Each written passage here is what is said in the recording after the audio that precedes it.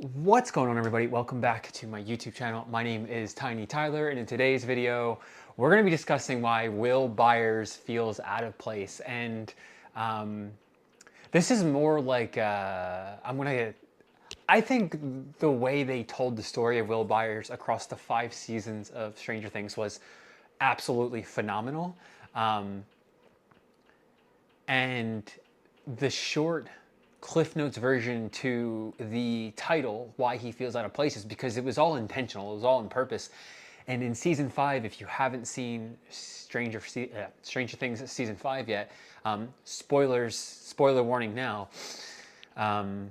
it all comes full circle. And I mean, I get the chills just thinking about it. I've watched the entire show 2 or 3 times through completely, and each time I'm just like, yeah, it all really just is so beautifully done. Now, say what you want about Stranger Things, and there's a lot of controversy and opinions and criticism out there for where the show went wrong and all these things, but it's a topic for a different day, and not the context of this video. Today's video, I want to talk solely about Will Byers, break down the his thematic arc from season 1 up to season 5, and how it's so fucking beautifully well done, and I love it so much. So let's get right into it. Okay, so again, like, why Will Byers feels out of place is because it was done on purpose, right? Now,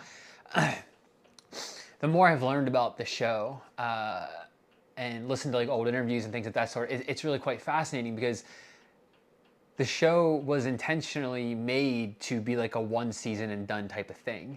And so when you look at it from that perspective for a moment, Will Byers was never a main character. And even if you go back and watch the first season, he's not even in the intro credits. I believe his name is Noah something.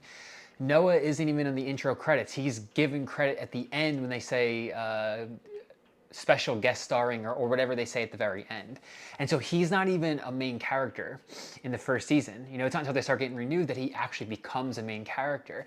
And if we look at the storyline from the first season, he's kidnapped, so he's not even there. You know, there's like little pieces of him. He's there in flashbacks for Joyce, and he's in like the first and the last episode, but you know, other than when he's trying to communicate to Joyce, he's really not there, right? And then let's fast forward to season 2, where he's possessed by the mind flare, right? So half the time, Will Byers as the character isn't even there.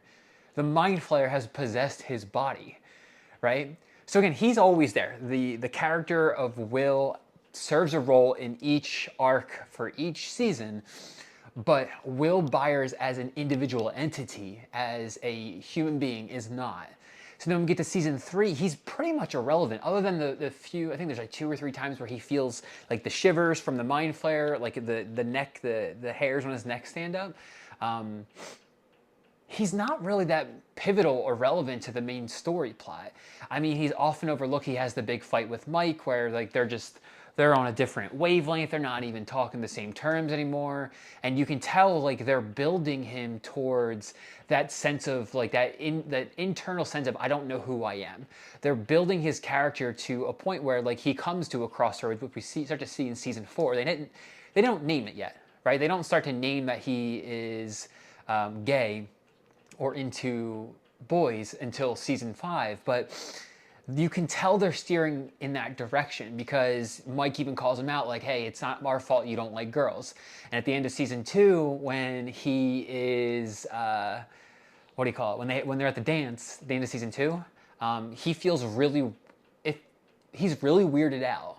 I don't want to say how he's feeling, but it appears that he's really weirded out by the girl asking him to dance. And then season 3 comes around, he's kind of irrelevant, except for those few points.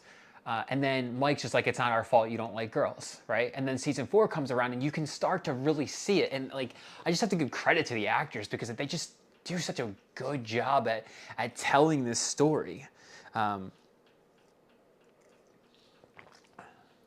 But you can start to see that he's into Mike. I mean, he makes the painting, which they don't really hint at towards later. He's so excited to see, he's probably just as excited as Elle to see Mike in the beginning of season 4.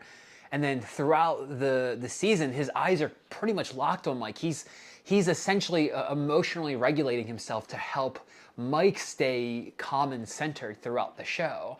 And he's helping Mike see different perspectives. And ironically enough, he's actually giving Mike the same advice that he probably needs. And his character, like the confusion of Will Byers, is so predominant in that show, right? So, okay, let me just recap before I get into season 5 here. I mean, season 1, he's kidnapped. He's not even really there. Season 2, he's possessed for a good chunk of the season. So the individual character known as Will Byers is more just like serving as, I mean, to use the words from Vecna in later seasons, he pretty much is just a vessel for the Mind Flayer in season 2. In season 3, he's back to just being himself, but his character, it becomes irrelevant to the main core of the group, right? I mean, everyone's off with girlfriends or doing this or that, and he's just kind of, he wants to stay playing D&D, or he wants to stay in his own little bubble, and Mike calls him out for not liking girls, and then you can see this confusion within this character being born, or maybe not being born, it's always been there, but it's coming to the surface. And then in season 4, that confusion is like right in your face, you can't miss it anymore. You can tell that he is so into Mike.